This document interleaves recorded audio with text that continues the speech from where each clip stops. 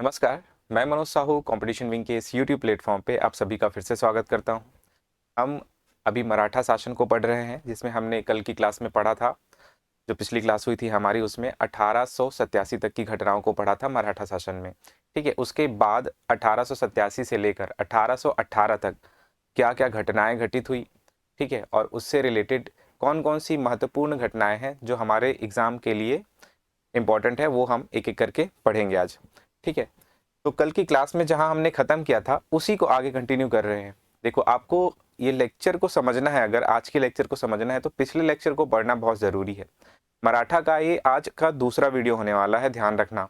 ठीक है, इसके पहले हमने जब मराठा शासन कैसे स्थापित हुआ वो पढ़ लिया है।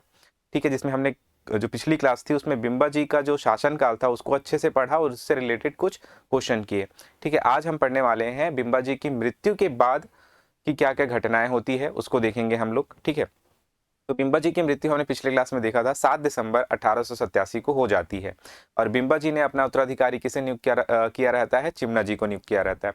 उसी को हम लोग समझने का प्रयास करते हैं। सबसे पहले इसको मैंने पिछली क्लास में बता दिया था, पर आज और थोड़ा सा ओवरव्यू दे देता हूँ ताकि आज की लेक्चर आप लोगों को क्लियरली समझ में आ जाए। ठीक है, तो हमने पिछले क्लास में देखा था बिंबा जी की मृत्यु, यहां तक पढ़ा था हमने। ठीक है, बिंबा जी की मृत्यु कब होती है? 7 दिसंबर 1887 को। ठीक है, ये याद रखना है आप लोगों को। 1787, माफ कीजिएगा, 7 दिसंबर 1787 को इनकी मृत्यु हो जाती है। इनकी एक पत्नी रहती है, आनंदी बाई।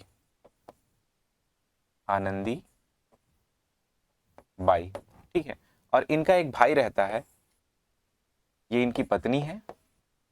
सभी का रोल आप लोगों को दिखेगा। ठीक है, और इससे रिलेटेड बिल्कुल सेंटेंसेस में क्वेश्चन बनते हैं, कूट आधारित प्रश्न बनते हैं यहाँ पे प्रीलिम्स में। तो बिंबा जी के भाई का नाम रहता है मुधोजी। ठीक है, इतना समझ में आ गया। उनकी पत्नी आनंदी बाई और उनके भाई है मुधोजी।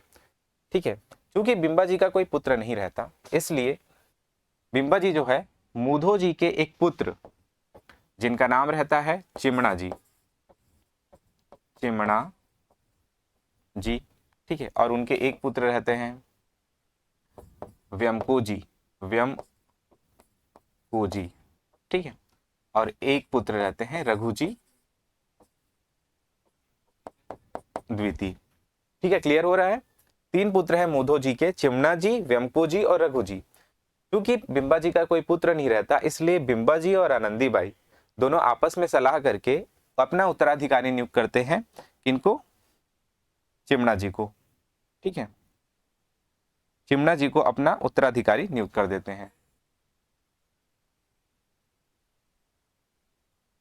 चिमणा जी यहाँ पे अगला जो उत्तराधिकारी है वो कौन बन रहा है? चिमणा जी बन रहे हैं। ठीक है, हालांकि इनकी हत्या करवा देते हैं षड्यंत्र पूर्वक रघुजी द्वितीय। ठीक है, जो इनके भाई ही हैं, ये इनकी हत्या करवा देते हैं। ठीक है, किनकी? चिमणा जी की। और छत्तीसगढ़ में व्यमको जी को शासन करने के लिए भेज देते हैं। ठीक है, किनको? व्यमको जी को शासन करने के लिए भेज देते हैं, धुरंधर की उपाधि के साथ में। धुरंधर की उपाधि प्रदान करके किनको भेज रहे हैं? रघु जी द्वितीय जो है चिमणा जी की हत्या करवा देते हैं और व्यमको जी को अगला शासक नियुक्त कर देते हैं छत्तीसगढ़ का। और खुद कहाँ पे राजा है? वो नागपुर क्षेत्र में शासन कर रहे होते हैं। ठीक है, तो अगला शासक अगर देखें, हम लोग क्रम देखें, तो सबसे पहले बिंबा जी बन रहे हैं। उसके बाद कुछ दिनों के लिए उत्तराधिकारी चिमणा जी को बनाया जाता है। उसके बाद चिमणा जी की जब मृत्यु हो जाती है तो आनंदी बाई, ठीक है, आनंदी बाई सत्ता को अपने हाथों में लेती है, लेकिन इनके स्थान पर क्या कर देते हैं? ये प्रत्यक्ष रूप से नहीं रहती। राजा किनको बनाया जा रहा है? व्यमको जी भोसले को बनाया जा रहा है। ठीक है, तो आनंदी बाई जरूर इनका हस्तक्षेप रहता है शासन में, लेकिन ये पूर्ण रूप से शासिका नहीं रहती। हालांकि कभी कभी इसको उत्तर में लिया जाता है। ठीक है, तो उसको ध्यान में रखना कि कब हो रही है एंट्री इसकी? चिमणा जी के बाद हो रही है आनंदी बाई की। ठीक है, और आनंदी बाई व्यमको जी जब राजा रहता है तभी हस्तक्षेप करता है। ठीक है, व्यमको जी जो है अपना शासन छत्तीसगढ़ में सूबा के माध्यम से चलाता है, सूबा पद्धति के माध्यम से। ठीक है, तो सूबा पद्धति के माध्यम से जब ये चलाता है, सूबा पद्धति रहता क्या है, सूबा पद्धति क्यों ये यहाँ पर लागू करवाता है। वेमकू जी छत्तीसगढ़ में आने के लिए इंटरेस्टेड नहीं रहते, वो कहाँ पे रहते हैं, नागपुर क्षेत्र में रहते हैं और यहाँ पे सूबेदारों की मदद से शासन को संभालने का प्रयास करते हैं, क्योंकि यहाँ पे आनंदीबाई को इस सूबा पद्धति का लाभ मिलता है जब तक, कब तक मिलता है, जब तक ये जीवित रहती हैं तब तक। ठीक है, तो क्या करती हैं, जब वेमको जी सबसे पहले बार सूबेदार नियुक्त करते हैं महिपत राव दिनकर को, तो आनंदीबाई बिम्बा जी की सेना के साथ मिलकर महिपत राव दिनकर के सामने जो है युद्ध कर देते हैं और उनको हरा देते हैं। ठीक है, समझ में आ रहा है स्टोरी। आनंदीबाई जो है बिम्बा जी की सेना को लेकर महिपत राव को हरा दिए। ठीक है, हराने के बाद क्या हुआ, उनको एक संधि करनी पड़ी भोसले शासकों के साथ, और इस संधि में यह बात स्वीकारनी पड़ी कि सूबा शासन चलेगा जरूर, सूबेदार यहाँ पे सूबेदार जरूर नियुक्त होंगे, लेकिन वो आनंदीबाई के, ठीक है, आदेशों पर काम करेंगे, अंतिम निर्णय आनंदीबाई का रहेगा। ठीक है, तो महिपत राव दिनकर के समय जो सत्ता थी वो एक्चुअल में आनंदीबाई के हाथों में थी। ठीक है, तो यहाँ पे ये एक सेंटेंस जरूर याद रखना है आप लोगों को, क्योंकि इसको एक बार पूछा जा चुका है, उसको ध्यान रखना है। ठीक है, आप लोग को इतना चीज क्लियर हो रहा है यहाँ से। बिम्बा जी की पत्नी रहती है आनंदीबाई, उनके भाई रहते हैं मुधो जी, उनके 3 पुत्र रहते हैं, चिमना जी, वेमको जी और रघुजी द्वितीय। चिमना जी को उत्तराधिकारी नियुक्त करते हैं, ठीक है, और चिमना जी की हत्या कर देते हैं रघुजी द्वितीय। उसके बाद वेमको जी को शासक बना देते हैं छत्तीसगढ़ का, और वेमको जी जो है क्या करते हैं, छत्तीसगढ़ में सूबा पद्धति लागू करते हैं और सूबेदारों के माध्यम से छत्तीसगढ़ का शासन चलाते हैं। ठीक है, इतना चीज क्लियर हो गया। ठीक है, आगे बढ़ते हैं।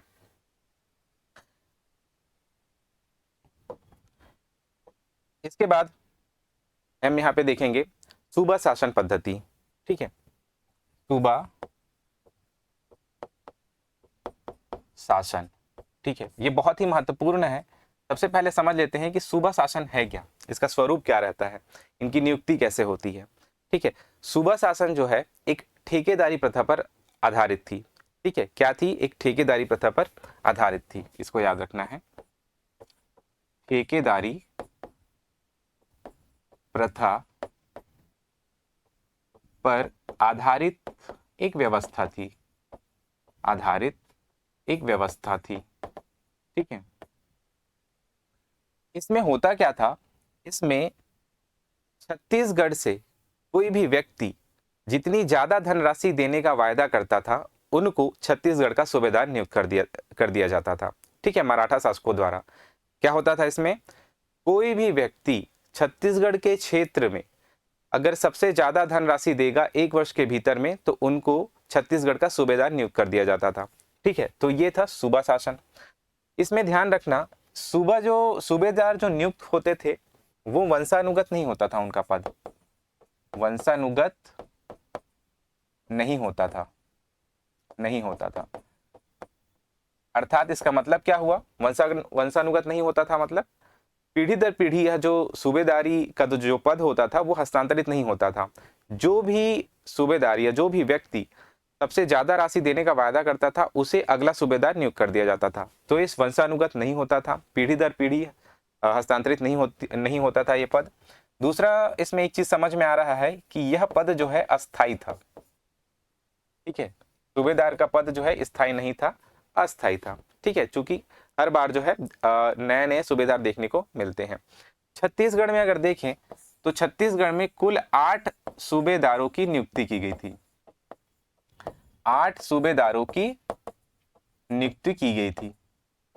ठीक है, इसका अगर मूल्यांकन करेंगे सूबा शासन व्यवस्था का, तो यह जो है काफी शोषण भरा एक शासन था। ठीक है, जिसमें जो जनता के हितों की उपेक्षा होती थी, उनके हितों का बिल्कुल ध्यान नहीं रखा जाता था। ठीक है, उनका क्या होता था, शोषण होता था। तो ये इनको लूट का शासन भी कहा जाता था। एक प्रकार से सूबा शासन को क्या कहा जाता था, लूट का शासन कहा जाता था। क्यों इसमें जनहित की उपेक्षा होती थी और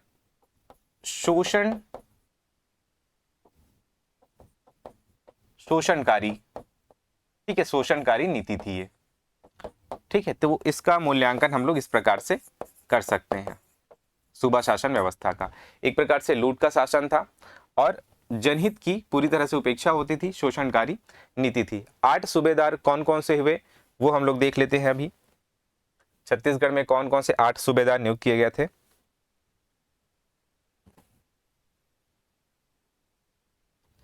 छत्तीसगढ़ में सबसे पहले सूबेदार नियुक्त किए गए थे महिपत राव दिनकर। महिपत राव दिनकर, ठीक है। दूसरे सूबेदार नियुक्त किए गए थे विट्ठल राव दिनकर, विट्ठल राव दिनकर, ठीक है। तीसरे जो सूबेदार नियुक्त किए गए थे वो थे भवानी कालू, भवानी कालू। चौथे सूबेदार नियुक्त किए गए थे बीकाजी गोपाल, माफ कीजिएगा, केशव गोविंद, केशव गोविंद, केशव गोविंद।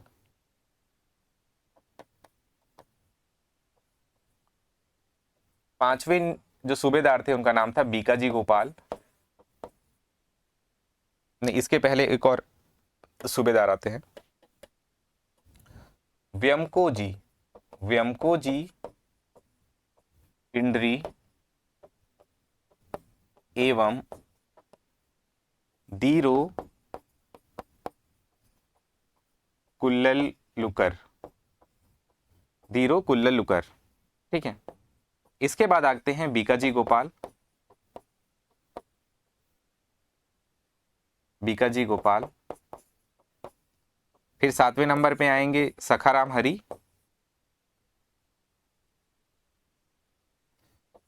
सखाराम हरि एवं सीताराम टाटिया, सीताराम टाटिया। और अंतिम सूबेदार आते हैं यादवराव दिवाकर, यादवराव दिवाकर, ठीक है। तो 8 सूबेदारों के नाम आप लोगों को याद रखने हैं, बहुत ही महत्वपूर्ण है ये, ठीक है। महिपत राव दिनकर, विट्ठल राव दिनकर, भवानी कालू, केशव गोविंद, व्यमकोजी पिंडरी एवं दीरो कुल्ललकर, बीकाजी गोपाल, सखाराम हरि एवं सीताराम टाटिया और यादवराव दिवाकर, ठीक है। फिलहाल अभी नाम याद रख लीजिए, फिर मैं बताऊंगा इनके कार्यकाल में कौन कौन सी महत्वपूर्ण घटनाएं घटित हुई है, ठीक है। अब आगे जो हम लोग है समझने का प्रयास करेंगे एमसीक्यू के माध्यम से टॉपिक को, ठीक है। तो सबसे पहला प्रश्न देखते हैं आज का, बिंबाजी ने अपना उत्तराधिकारी किन्हें नियुक्त किया था? ठीक है, आपके पास ऑप्शन है रघुजी द्वितीय, चिमनाजी, व्यमकोजी और आनंदीबाई। किसको नियुक्त किया था? इसका आंसर, सही आंसर क्या होना चाहिए? चिमना जी को नियुक्त किया था, ठीक है। चिमना जी को अपना उत्तराधिकारी नियुक्त किया था। अगला प्रश्न है, सिरपुर के गंधेश्वर महादेव मंदिर का जीर्णोद्धार किसने करवाया? ठीक है, आनंदीबाई, बिंबाजी भोसले, चिमना जी और मुधो जी। इसको याद रखना, ये बहुत ही महत्वपूर्ण है, इसको पूछा जा सकता है। चिमना जी ने गंधेश्वर महादेव मंदिर जो कि सिरपुर में स्थित है उसका जीर्णोद्धार करवाया था। किसने करवाया था? चिमना जी ने करवाया था, महादेव मंदिर का जो कि सिरपुर में स्थित है उसका। अगला प्रश्न देखते हैं, असत्य कथन की पहचान कीजिए। देखिए, इस प्रकार के प्रश्न आप लोगों को प्रीलिम्स में बहुत ज्यादा देखने को मिलेंगे, कूट आधारित होगा। यहाँ पे मैंने असत्य कथन देकर पूछा है यहाँ पे क्वेश्चन को, ठीक है।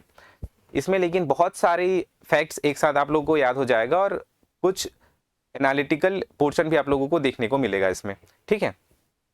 तो पहला ऑप्शन है असत्य कथन पहचानना है, मुधो जी को सेना धुरंधर के पद से अलंकृत किया गया था, ठीक है।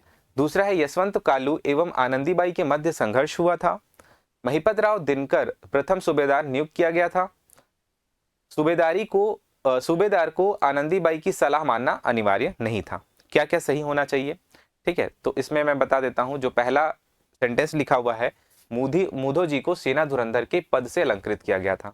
देखिए यहाँ पे दो चीजें देखने को मिलेगी, एक धुरंधर की उपाधि और दूसरा सेना धुरंधर का पद, ठीक है। ध्यान में रखना, सेना धुरंधर एक पद था और धुरंधर एक उपाधि थी। धुरंधर की उपाधि अगर किसे प्रदान की गई थी, ये अगर पूछा जाता है तो किसको उपाधि प्रदान की गई थी धुरंधर की? ये जो है उपाधि प्रदान की गई थी व्यमकोजी भोसले को, व्यमकोजी भोसले को, ठीक है। धुरंधर की उपाधि प्रदान की गई थी व्यमकोजी भोसले को, लेकिन सेना धुरंधर, ध्यान रखना, मुधो जी को दिया गया था यह पद जो है। इसके बाद चिमना जी को भी यह पद दिया गया था। ठीक है, मोधो जी के बाद किसको दिया गया था? चिमना जी को। सेना धुरंधर का पद जो है, सेना धुरंधर का पद 2 लोगों को प्रदान किया गया था। ये पद है एक प्रकार का, ठीक है, और वो धुरंधर उपाधि है। तो ये 2 लोगों को दिया गया था पद, मोधो जी एवं उनके पुत्र चिमना जी। चिमना जी, ठीक है, दोनों नाम याद रहेगा, चिमना जी और मोधो जी।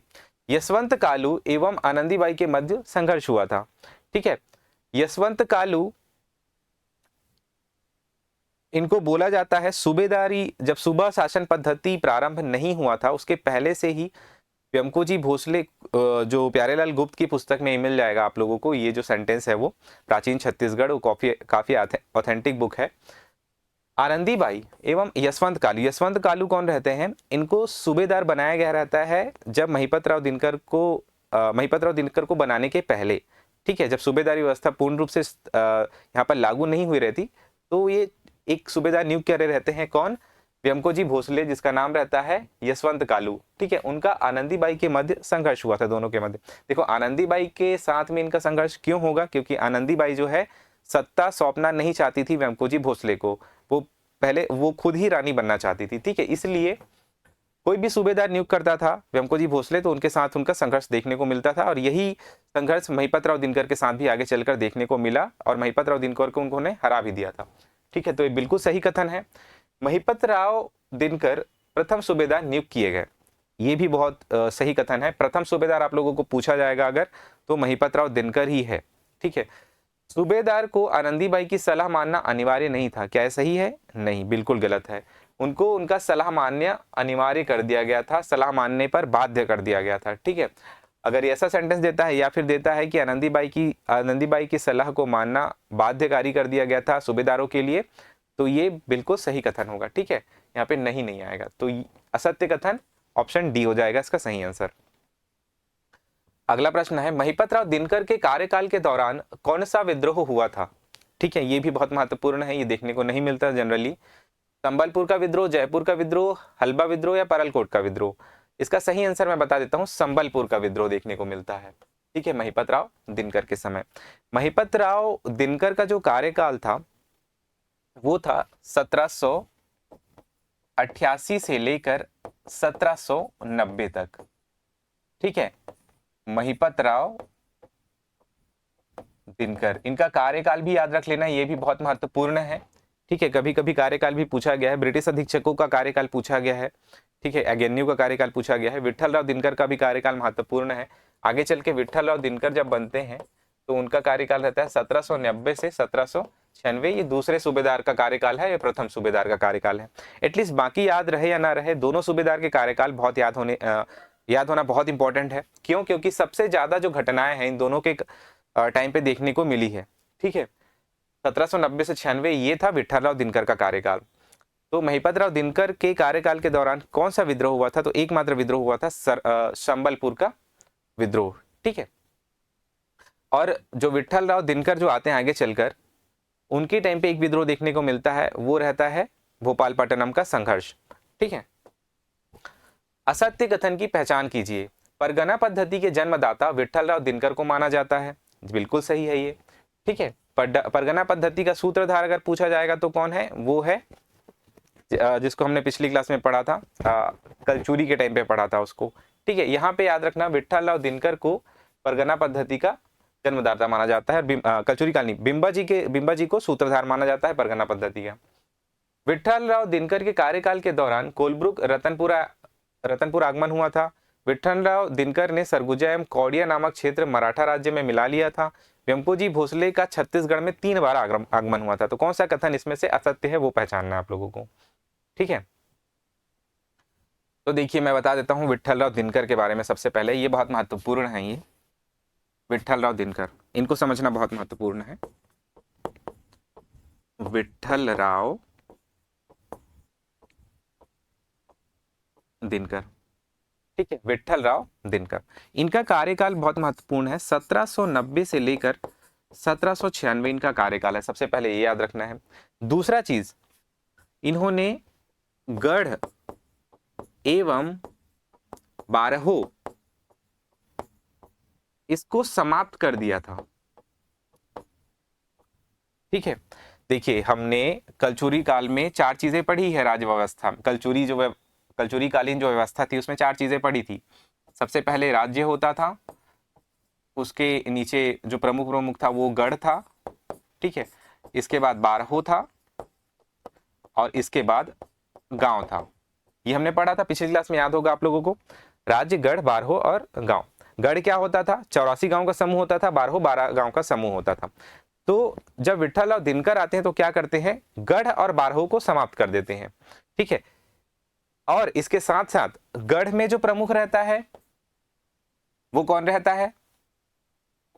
ठीक है, हमने देखा था यहाँ पे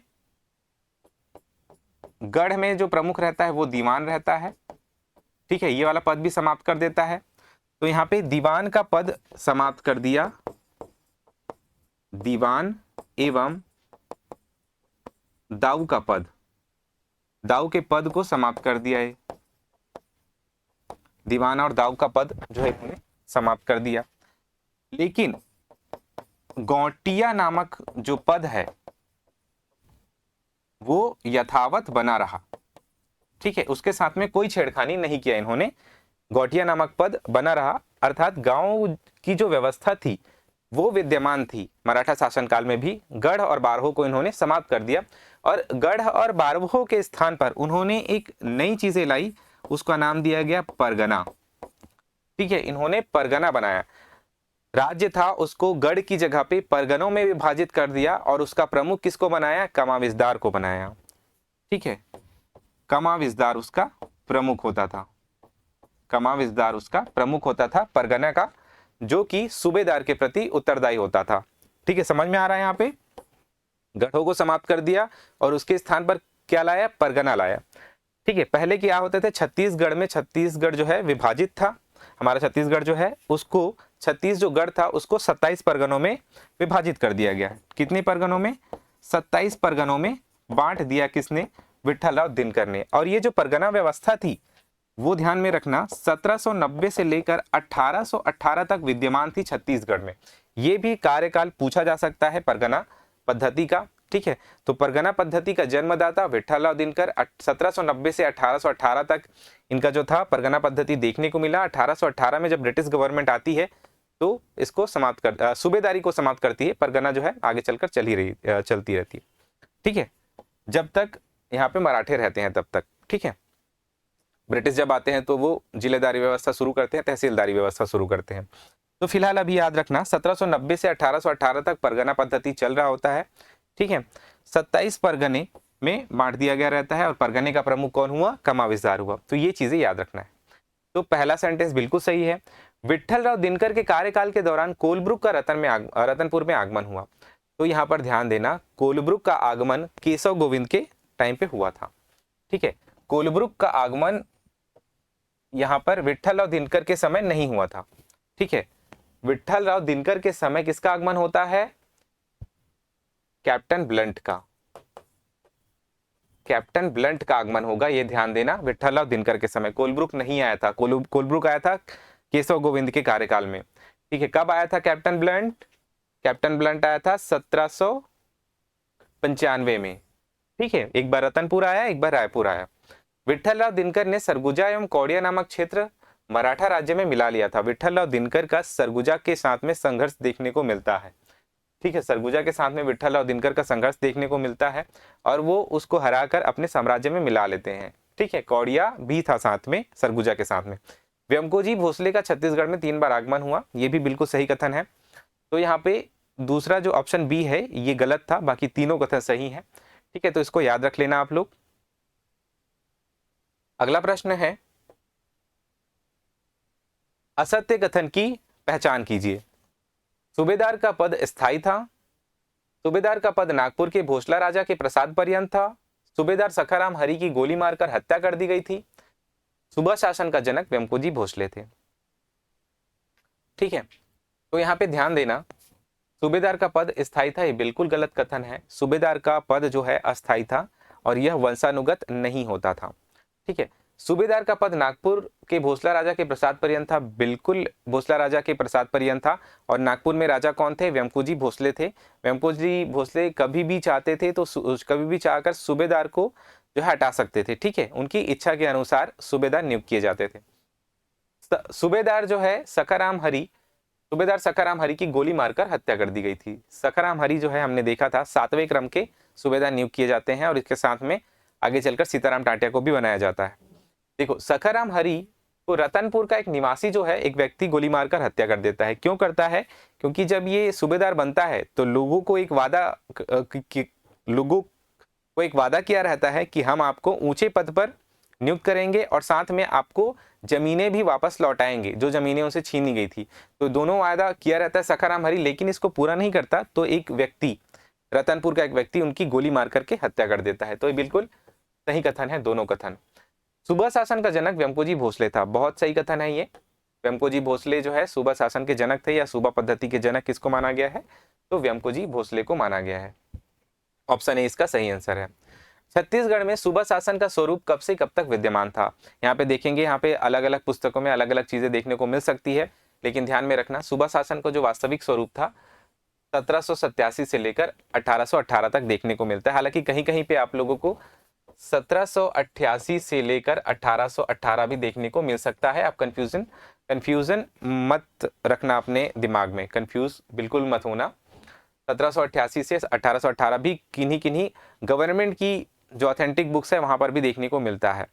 ठीक है, क्योंकि यहाँ पे जो बीच में चेमना जी और आनंदीबाई जो बीच में आते हैं, उनके और वेमको जी के राजा बनने के पहले वहां पर ये 1 साल का गैप आप लोगों को अलग अलग पुस्तकों में देखने को मिल सकता है। ठीक है, तो यहाँ पे 1787 से लेकर 1818 इसका सही उत्तर लिया गया है, ऑप्शन बी। ठीक है, आगे बढ़ते हैं। असत्य युग्म की पहचान करना है। यहाँ पे एक तरफ दिया गया है सूबेदार, दूसरे तरफ दिया गया है यहाँ पे कुछ विदेशी यात्री जो उनके कार्यकाल के दौरान आए थे छत्तीसगढ़। महिपत राव दिनकर के समय कौन आया था? फॉरेस्टर आया था, ये बिल्कुल सही युग्म है। विट्ठल राव दिनकर है ये। ठीक है, विट्ठल राव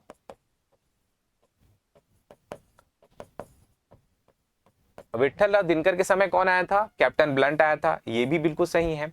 भवानी कालू के समय कैप्टन स्मिथ आया था, ये गलत है। क्यों? क्योंकि भवानी कालू के समय कोई भी जो है विदेशी यात्री नहीं आए थे, इनको ध्यान में रखना है। केशव गोविंद के समय कोलब्रुक आया था और कैप्टन लेकी आए थे, कैप्टन लेकी। ठीक है, 1799 में आए थे ये, और कोलब्रुक भी आए थे 1799 में। कैप्टन ब्लंट आए थे 1795 में और फॉरेस्टर आए थे 1790 में, इसको ध्यान में रखना है। ठीक है, इतना याद हो जाएगा। कैप्टन लेकी, देखो कैप्टन लेकी को भी किसी किसी पुस्तकों में 1790 दे दिया गया है, ध्यान रखना वो गलत है। इसका ऑथेंटिक सोर्स जो है प्राचीन छत्तीसगढ़ आप लोगों को प्यारेलाल गुप्त में देखने को मिल जाएगा। ठीक है, तो 1799 ही याद रखना, 1799 में ये रतनपुर में आए थे। ठीक है, 1799 याद रखना केशव गोविंद के समय में। अगला प्रश्न है, छत्तीसगढ़ में पिंडारियों का उपद्रव और सरगुजा एवं छोटा नागपुर के मध्य विवाद किस सूबेदार के कार्यकाल के दौरान घटित हुई थी? ठीक है, भवानी कालू, बीकाजी गोपाल, विट्ठल राव दिनकर या यादवराव दिवाकर? तो इसका आंसर मैं बता देता हूं सबसे पहले, बीकाजी गोपाल। देखो, कुछ कुछ सूबेदारों के कार्यकाल के समय कुछ कुछ घटनाएं घटित हुई थी। जैसे हमने देखा महिपत राव दिनकर के समय क्या हुआ था? संबलपुर का विद्रोह देखने को मिला था। ठीक है, दूसरा अगर देखें हम लोग विट्ठल राव दिनकर के बारे में मैंने बता दिया था। विट्ठल राव दिनकर के समय भोपाल पट्टनम का संघर्ष होता है 1795 में, ये याद रखना। और भवानी कालू आगे चलकर शासक बनते हैं, लेकिन आगे चलकर सूबेदार बनते हैं, लेकिन इनका कार्यकाल काफी कम समय के लिए रहता है, अल्पकालीन रहते हैं। इसके बाद आते हैं केशव गोविंद सर्वाधिक समय तक नियुक्त होने वाले सूबेदार रहते हैं। उसके बाद आते हैं वेमकोजी पिंडरी और धीरो कुल्लूकर, फिर आते हैं बीकाजी गोपाल। ठीक है, इसका सही आंसर होने वाला है बीकाजी गोपाल। ठीक है, तो बीकाजी गोपाल के बारे में मैं बता देता हूं यहाँ पे। बीकाजी गोपाल ये बहुत ही महत्वपूर्ण रहता है, इनका जो कार्यकाल रहता है वो। ठीक है, बीकाजी गोपाल 1797 से लेकर 1809 तक माफ कीजिएगा,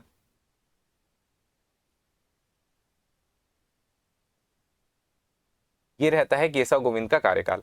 ठीक है, इनका कार्यकाल रहता है बीकाजी गोपाल का, इनका कार्यकाल रहता है 1817 तक रहता है। ठीक है, इसको मैं बता दूंगा नेक्स्ट क्लास में कब से कब तक रहता है। देखिए, इसके टाइम पे जो महत्वपूर्ण घटनाएं हुई थी वो आप लोगों को याद रखना है बीकाजी गोपाल के समय। सबसे पहला, इसका जो कार्यकाल रहता है वो काफी राजनीतिक अस्थिरता भरा रहता है, राजनीतिक अस्थिरता भरा, राजनीतिक उथल पुथल देखने को मिलती है। क्या क्या घटनाएं हुई सबसे पहले देखते हैं इसके समय में। व्यंको जी की मृत्यु हो जाती है, व्यंको जी भोसले की मृत्यु। ठीक है, इनकी मृत्यु हो गई। आगे चलकर रघु जी द्वितीय की भी मृत्यु हो जाती है इनके कार्यकाल में, रघु जी द्वितीय की मृत्यु हो जाती है। तीसरा जो महत्वपूर्ण घटना होता है इसके टाइम पे, वेम्पू जी भोसले, रघु जी द्वितीय और परसोन जी भोसले, परसोन जी भोसले, इनकी भी मृत्यु हो जाती है। अब यहाँ पे परसोन जी भोसले कौन आ गया, आप लोग के दिमाग में चल रहा होगा। रघु जी द्वितीय के बाद अगले इनके पुत्र परसोन जी भोसले छत्तीसगढ़ के अगले शासक नियुक्त किए जाते हैं। ठीक है, समझ में आ रहा है। व्यंको जी भोसले के बाद परसोन जी भोसले छत्तीसगढ़ के शासक बनते हैं, जो कि रघु जी द्वितीय के पुत्र रहते हैं, लेकिन इनकी भी मृत्यु हो जाती है। इसके बाद एक और घटनाक्रम है जो बहुत महत्वपूर्ण है। अप्पा साहब, अप्पा साहब आगे चलकर शासक बनते हैं, अप्पा साहब का शासक बनना। ठीक है, और पांचवा जो घटनाक्रम है वो है अप्पा साहब एवं अंग्रेजों के मध्य संधि, अंग्रेजों के मध्य संधि। ठीक है, ये पांच घटनाक्रम काफी प्रभावित करने वाले रहते हैं छत्तीसगढ़ में मराठा शासन को। व्यंको जी भोसले इनकी मृत्यु होती है 1811 में। कहाँ होती है इनकी मृत्यु? वाराणसी में होती है। ध्यान रखना, यहाँ पर हर एक चीज इंपॉर्टेंट है। ठीक है, ये घटनाक्रम आप लोगों को अलग अलग तरीके से पूछा जा सकता है। ये तो मैंने बहुत आसान प्रश्न बनाया था, इसमें काफी डिफिकल्ट क्वेश्चन बन सकते हैं। कैसे क्वेश्चन बन सकते हैं? इसमें इन सभी घटनाओं को सीक्वेंस में जमाने के लिए भी पूछ सकता है, इंडिविजुअल भी पूछ सकता है। व्यंको जी भोसले की मृत्यु कहाँ हुई थी, कब हुई थी? ठीक है, तो 1811 में हुई थी वाराणसी में। ठीक है, रघु जी द्वितीय की जो मृत्यु हुई थी वो हुई थी 22 मार्च 1816 में। ठीक है, सभी चीजें इंपॉर्टेंट है यहाँ पे। 22 मार्च 1816 में किसकी मृत्यु हो रही है? रघु जी द्वितीय की मृत्यु हो रही है। परसोन जी भोसले की मृत्यु होती है 10 फरवरी 1817 में। ठीक है, तो ये तीनों चीजें आप लोगों को याद रखना है, ये काफी महत्वपूर्ण है। इसके अलावा बीकाजी के कार्यकाल में दो चीजें और हुई रहती है जो महत्वपूर्ण है। एक तो सरगुजा जमींदारी में एक विवाद की स्थिति बनी रहती है उत्तराधिकार को लेकर, उसको सुलझाते हैं कौन? बीकाजी गोपाल। दूसरा महत्वपूर्ण चीज ये रहता है कि छोटा नागपुर एवं सरगुजा के मध्य विवाद को भी सुलझाते हैं ये। तो ये दो घटनाक्रम भी आप लोगों को याद रखना है। बीकाजी गोपाल का कार्यकाल बहुत ज्यादा महत्वपूर्ण है। ठीक है, इसको आप लोगों को याद रखना ही है।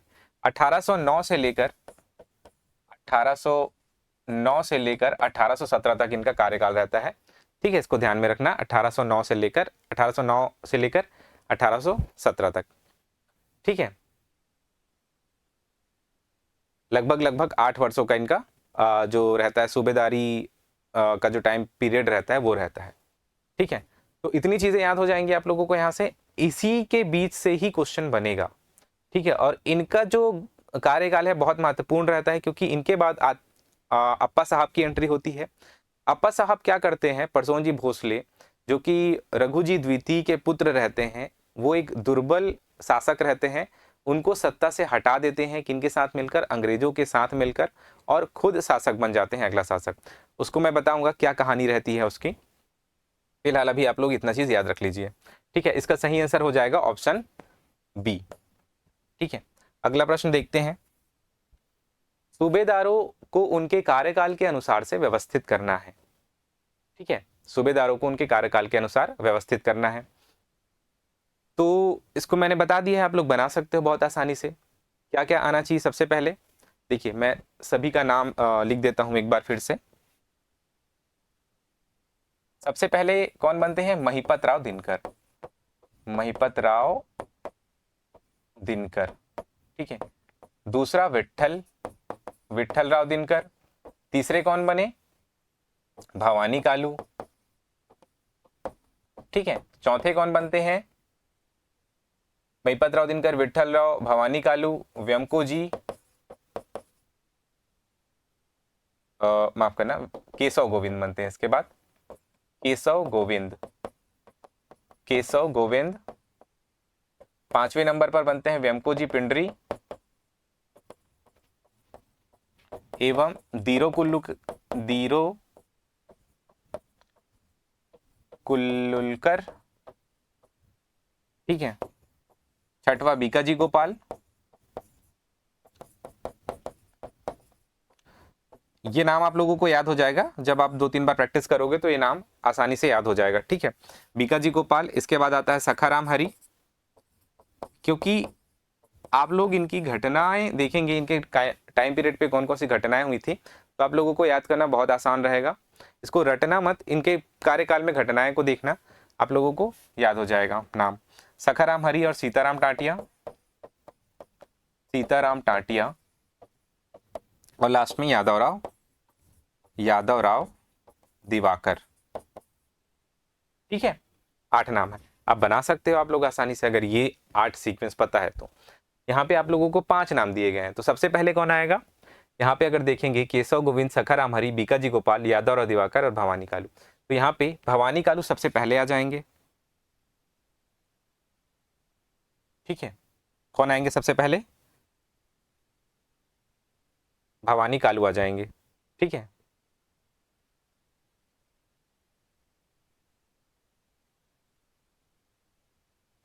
इसमें शायद ऑप्शन गलत हुआ है, मैं इसका सही आंसर बता देता हूं। सबसे पहले आ जाएंगे भवानी कालू, फिर दूसरे नंबर पे कौन आ जाएंगे, केशव गोविंद आ जाएंगे।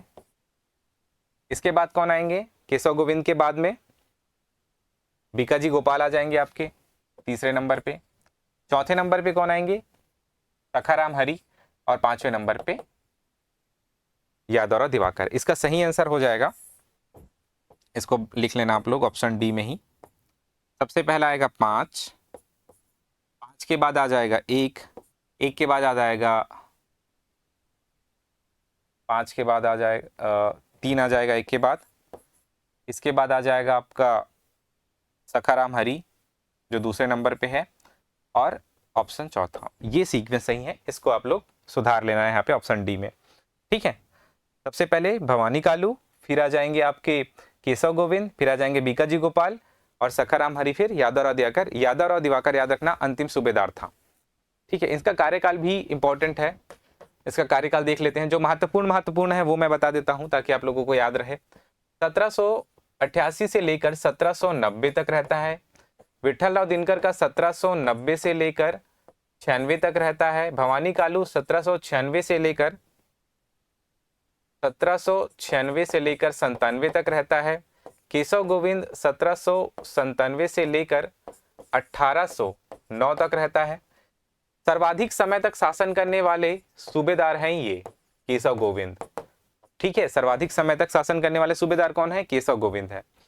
फिर ये 1809 में ही कुछ महीनों के लिए बनते हैं। फिर बीकाजी गोपाल आते हैं 1809 से लेकर 1817 तक। फिर 1817 में ही कुछ समय के लिए बनते हैं सखाराम हरि, सीताराम टाटिया। फिर लास्ट में आता है 1817 से लेकर 1818 तक। तो ये इसका सीक्वेंस भी आप लोग याद रख सकते हो, इनके टाइम पीरियड को। ये दोनों बहुत महत्वपूर्ण है, महिपत राव और विट्ठल राव। इसके अलावा बीकाजी गोपाल बहुत महत्वपूर्ण है क्योंकि इनके टाइम पे सबसे ज्यादा घटनाएं देखने को मिला था, ठीक है। सर्वाधिक समय तक सूबेदार किसको नियुक्त किया गया था, केशव गोविंद को नियुक्त किया गया था। इसके अलावा हमने इसके कार्यकाल के दौरान कौन कौन विदेशी यात्री आए थे वो भी देखा था हमने। महिपत राव दिनकर के समय फॉरेस्टर आया था, विट्ठल राव दिनकर के समय कौन आया था, कैप्टन ब्लंट, और केशव गोविंद के समय लेकी आया था और दूसरा आया था कोलब्रुक। ठीक है, 4 लोगों के नाम हमने पढ़े। अब यहाँ पे दिया गया है, एक तरफ विदेशी यात्री है ये, विदेशी यात्री, और कब इनका छत्तीसगढ़ में आगमन हुआ था वो है। इसमें से आप लोगों को सुमेलित करना है और पहचानना है कि कौन सा जो है असत्य युग्म है। फॉरेस्टर के सामने दिया गया है 17 मई 1790, कैप्टन ब्लंट के सामने दिया गया है 31 मार्च 1795, कोलब्रुक के सामने दिया गया है 1798 और लेकी के सामने दिया गया है 1799। कौन सा जो युग्म है वो असत्य है ये पहचानना है आप लोगों को। देखिए, फॉरेस्टर 17 मई 1790 बिल्कुल सही है, महिपत राव दिनकर के समय इनका आगमन होता है। कैप्टन ब्लंट का छत्तीसगढ़ में 2 बार आगमन होता है, ध्यान रखना। 31 मार्च 1795 को ये रायपुर आते हैं और 13 मई 1795 को रतनपुर। ठीक है, कैप्टन ब्लंट 2 बार छत्तीसगढ़ में आगमन हुआ है। 31 मार्च 1795 को रायपुर में आए और 13 मई 1795 को रतनपुर में आए। पहले रायपुर आए फिर रतनपुर गए। ठीक है, याद रखना। कोलब्रुक का आगमन होता है 1799 में, तो ये ऑप्शन सी जो युग्म है वो गलत है। लेकी का आगमन होता है 1799 में, ये बिल्कुल सही है। तो कोलब्रुक और लेकी इन दोनों का आगमन होता है 1799 में और रतनपुर में होता है आगमन, ध्यान देना यहाँ पे। ठीक है, तो इसका ऑप्शन सी जो है सही आंसर हो जाएगा। ऑप्शन सी इसका सही आंसर है। अगला प्रश्न देखते हैं, परगना पद्धति का कार्यकाल क्या था। इसको मैंने बताया था जब मैं विट्ठल राव दिनकर को पढ़ा रहा था तब। 1790 से लेकर 1818 तक इनका कार्यकाल था। 1790 से लेकर 1818 तक परगना पद्धति जो है छत्तीसगढ़ में विद्यमान थी। ठीक है, जो जिनके सूत्रधार, जिनके जन्मदाता कौन थे, जिनके जन्मदाता थे विट्ठल राव दिनकर। मराठा सेनापति रामचंद्र बाघ ने किस काकतीय शासक पर आक्रमण किया। देखिए, हमने बिंबा जी के टाइम से लेकर जो है आगे चलकर हम देखते हैं, जब मराठा यहाँ पे स्थापित होते हैं छत्तीसगढ़ में तो लगातार प्रयास कर रहे होते हैं बस्तर क्षेत्र को जीतने का। तो यहाँ पे ध्यान देना, एक तरफ मराठे रहते हैं, ठीक है, छत्तीसगढ़ में,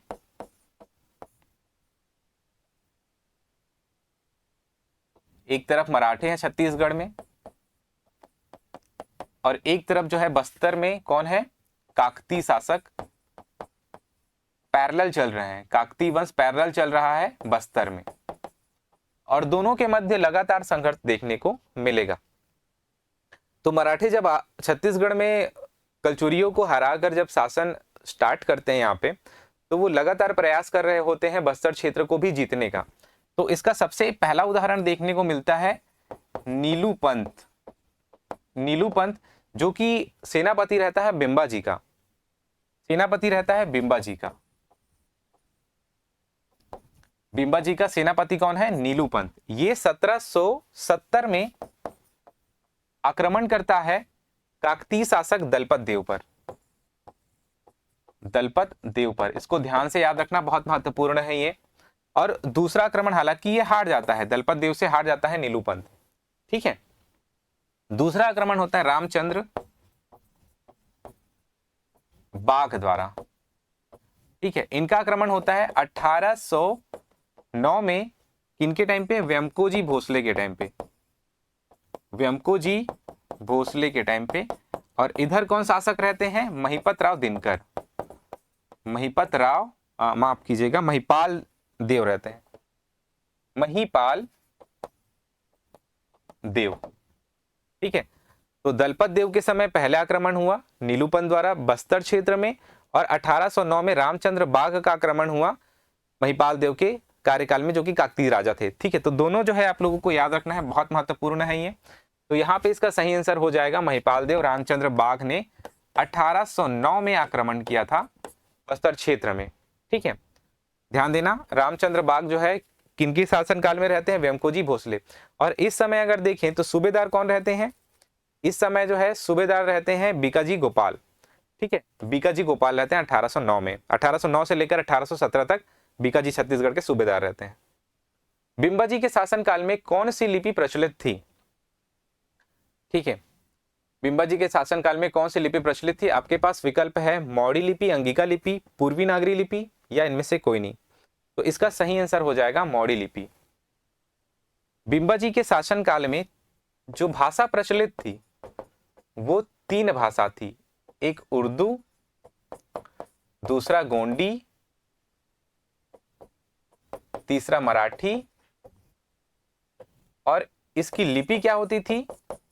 इसकी लिपि होती थी मौर्य। ठीक है, मौर्य लिपि। गोंडी, उर्दू, मराठी ये भाषा प्रचलित थी, लेकिन लिपि होती थी इस समय मौर्य लिपि। बिंबाजी के शासनकाल में, ये याद रखना है आप लोगों को। अगला प्रश्न है, वेमको जी की मृत्यु कहां पर हुई? वेमको जी की मृत्यु होती है 1811 में। कहां पर होती है? वाराणसी क्षेत्र में होती है। वाराणसी क्षेत्र में होती है। ठीक है, तो आज हमने प्रमुख घटनाएं देख ली। ठीक है, इसके अलावा मैं बता देता हूं, इसके बाद में जैसे हमने परसों भोसले के बारे में नहीं पढ़ा था ज़्यादा अच्छे से, तो उसको मैं बता देता हूं यहाँ पे क्या चीज़ें आप लोगों को याद रखनी है। ठीक है, उसके बाद नेक्स्ट क्लास में हम पढ़ेंगे 1818 से 1830 का घटनाक्रम। रघुजी द्वितीय, इनके पुत्र रहते हैं परसोन जी भोसले। ये बहुत महत्वपूर्ण है, इसको याद रखना। ठीक है, रघुजी द्वितीय किसके बेटे हैं? ये बेटे हैं मूधो जी के। ठीक है, परसोन जी भोसले। इसके पहले कौन शासक रहते हैं? वेमको जी रहते हैं। तो अगर देखें हम लोग, तो ये तीसरे नंबर के शासक हैं। अगर प्रमुख शासकों में देखें तो सबसे पहले बिंबाजी। ठीक है, सबसे पहले कौन होते हैं? बिंबाजी। ठीक है, इसके बाद चिमना जी भी आएंगे, लेकिन इनका रोल काफी कम रहता है, और आनंदी भाई भी आएगी। आनंदी बाई का भी रोल देखने को मिलेगा। ठीक है, ये दोनों का कार्यकाल बहुत कम रहता है। दूसरे प्रमुख शासक अगर देखेंगे तो वेमको जी भोसले हैं, और तीसरे जो है कौन है?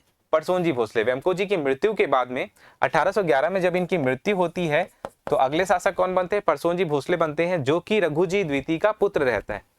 लेकिन परसोन जी भोसले दुर्बल शासक रहते हैं, एक प्रकार से दुर्बल रहते हैं। ठीक है, और बुद्धि भी इनकी जो रहती है वो उतनी स्ट्रांग नहीं रहती जैसे बाकी शासकों का रहता है। ठीक है, बौद्धिक रूप से भी काफी कमजोर रहते हैं। तो इसका लाभ कौन उठाएंगे? इसका लाभ उठाते हैं इनके चाचा है एक अप्पा साहब। ठीक है, अप्पा साहब जो दूर दूर के रिलेटिव हैं इनके, अप्पा साहब। ठीक है, वो क्या करते हैं? इनकी हत्या करवा देते हैं अंग्रेजों के साथ मिलकर।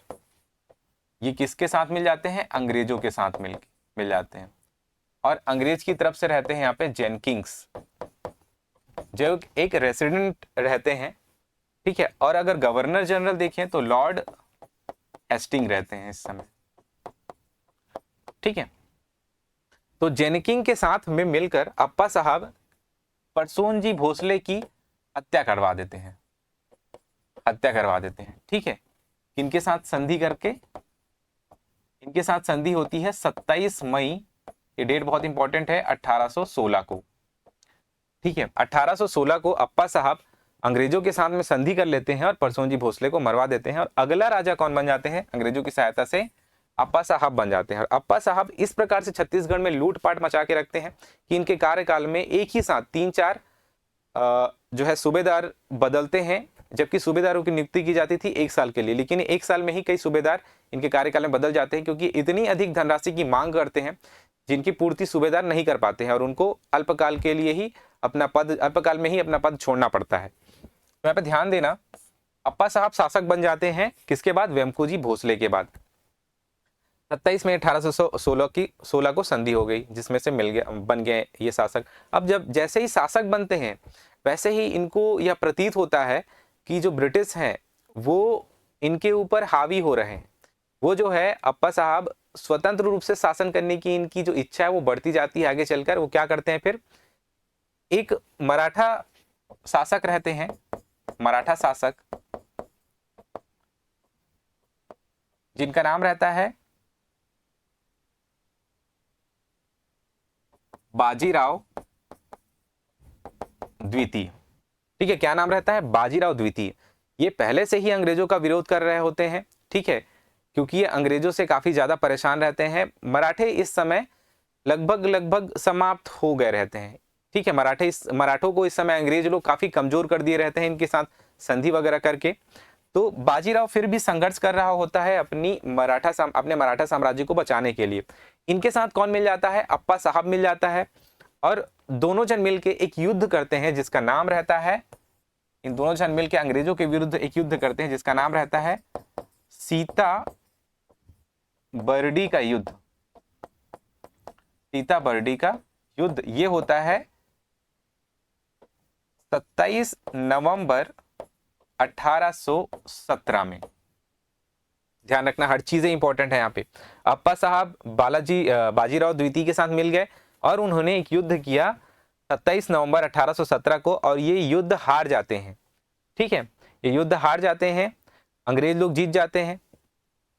यहाँ पे अंग्रेजों की जीत हुई, अंग्रेजों की जीत हुई।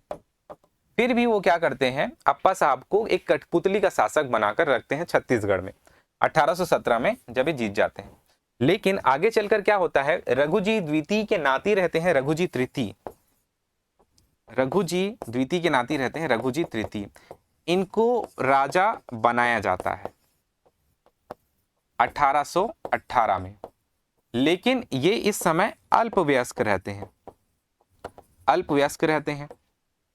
ठीक है, अल्पवयस्क रहते हैं मतलब 18 साल से कम रहती है इनकी आयु। तो क्या करते हैं, जो ब्रिटिश अधिकारी रहते हैं वो एक संधि करते हैं इसके साथ में, मराठों के साथ में, और यह शर्त रखते हैं कि रघुजी तृतीय के वयस्क होने तक शासन जो है ब्रिटिश अधीक्षकों के माध्यम से अंग्रेज चलाएंगे छत्तीसगढ़ में। समझ में आ रहा है चीजें?